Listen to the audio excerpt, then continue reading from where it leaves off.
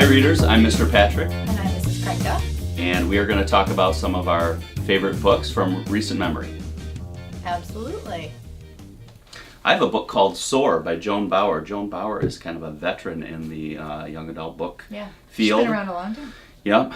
This one's a baseball book, so it's called Soar. It begins with the story of Jeremiah. Jeremiah is an orphan, and he was adopted by a single father named Walt. At a point in Jeremiah's life, he becomes ill. He actually becomes so ill, he needs to be the recipient of a heart transplant. He also loves baseball.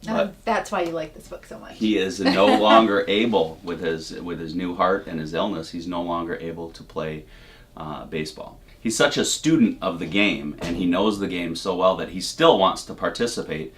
Jeremiah learns that the baseball team at the middle school has been dissolved, and they no longer play baseball there, and he doesn't know exactly why, but he recruits some guys to start playing, and he's going to be their coach. Oh. And he gets just enough players to field a team, and he knows there's a lot of work to do. Some of them have natural talent, but some of them really need to be coached up, and he knows the fundamentals, and Walt, his dad, knows the fundamentals as well, so he keeps telling Jeremiah, just focus on the fundamentals. But I loved this passage here, where he actually coaches up his team in another area. Guys, I've been thinking. I'm chewing gum, which I don't usually do, but baseball players chew gum constantly, and their managers chew gum, like it's the only thing keeping them from biting somebody. I hand out gum to the team. Chew, I say, really hard. They start chewing. Wad it up in your cheek. Go for it. You want more? A couple of guys take another stick. What are we doing? Terrell asks. I'm not sure they're ready for this. You're looking like serious ball players. They chew harder and spit on the ground. Yeah, I say. More spitting. There it is, I say. Awesome. More chewing. I'm not saying skill isn't important in baseball. That takes time to develop. But something you can do in this game could open the door to big things. Spitting? Logo asks. I'm going to have to lead them. It's not just the spitting. It's what the spitting means. It means you're tough. All of them spit. I back up a little. And when you feel tough, you look different. You play different. Name me one top ball team that doesn't chew gum and spit. They can't do it. See? I say, we'll work on the game, but this is first. I spit. They spit. You guys are kind of scary when you do that. So I loved the way that Joan Bauer developed the story and dealt with Jeremiah and his health issues and baseball. It was a fun book. So Soar by Joan Bauer, I'm highly recommending that one as well. And I wanted to talk about The Thing About Jellyfish by Allie Benjamin. And this came to us a couple months ago in our Junior Library Guild box, and we were so excited, and it has barely been on the shelves since then.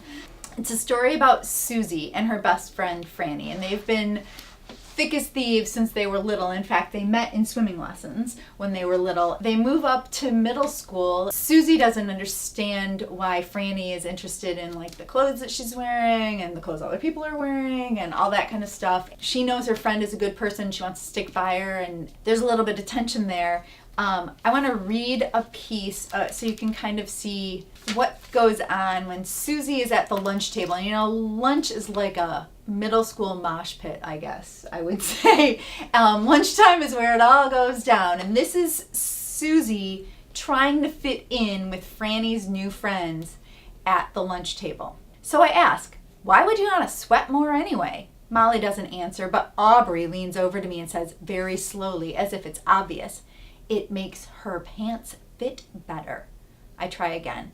Actually, humans have the most sweat glands on the bottom of their feet. I say this because it's true and also because it's joining the conversation.